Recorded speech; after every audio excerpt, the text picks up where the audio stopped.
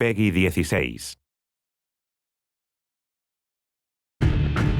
Join us as we take you through the in-depth process of how an iconic GLA unit is created.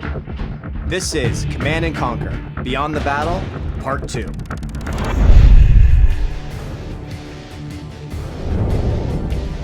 So it's really fun to work in the Generals universe. We look back at where the original game was and some of the fun unit ideas they came up with, and we think, like, how would the GLA have modified this bomb truck idea? We wanted to basically take some classic Generals 1 units, upgrade them a little, give them a little more oomph. So the GLA nuke truck in Command & Conquer is a combination of two vehicles from the original Generals, GLA bomb truck and the GLA nuke convoy. So it was a real fun one to reimagine in Command & Conquer.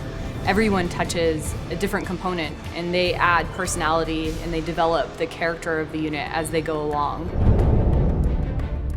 So a unit begins with the design team, where we're sitting in a room coming up with units for a specific faction.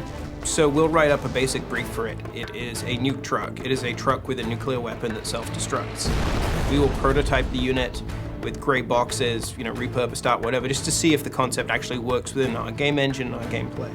And from there, it lands in the art department's hands. We start in the concepting phase, and for us, we concept in a 2D form just because it's easy to rapidly iterate.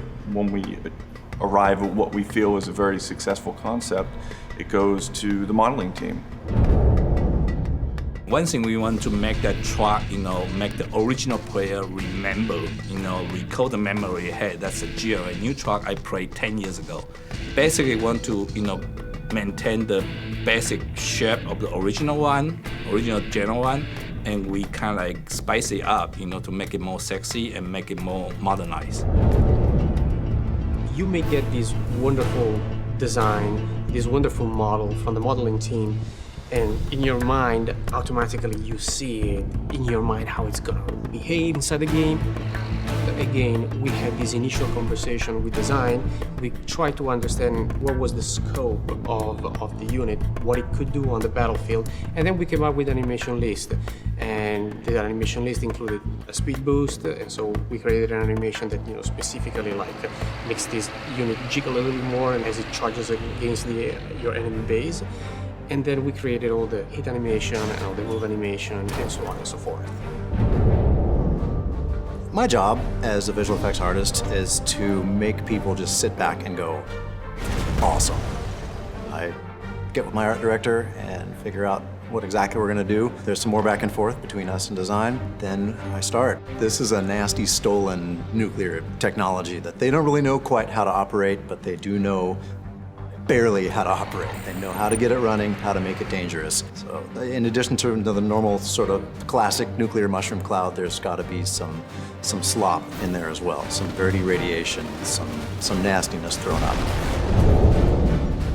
Yeah, for a unit, we normally get some of the concept art early on, and we started creating some basic ideas of like, okay, this is going to be a bigger unit, so we need to get some bigger explosions. For the nuke truck, we did not explode a nuke, unfortunately. The world probably thanks us for that. But yeah, we did find some cool explosions that have been recorded and mixed and processed those in a certain way that when it explodes, it feels good. A few months later, the art assets come back. They're all rigged and animated and fully textured and beautiful.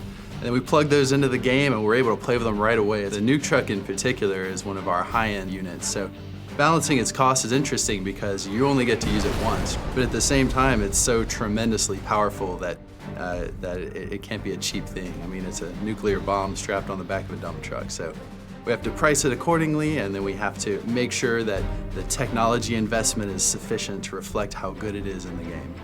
So my personal favorite strategy for the nuke truck is to use it in a kind of a flanking move, where you'll advance on your opponent's base from one angle while secretly gathering a good collection of nuke trucks at a different angle. And while you're distracting them with with your main attack, sneak in the nuke trucks from the side and just annihilate whatever flank you attack. So one of the key strategies I use the nuke truck for is when I scout out an expansion, I know 2, 3 of them can take out the entire expansion.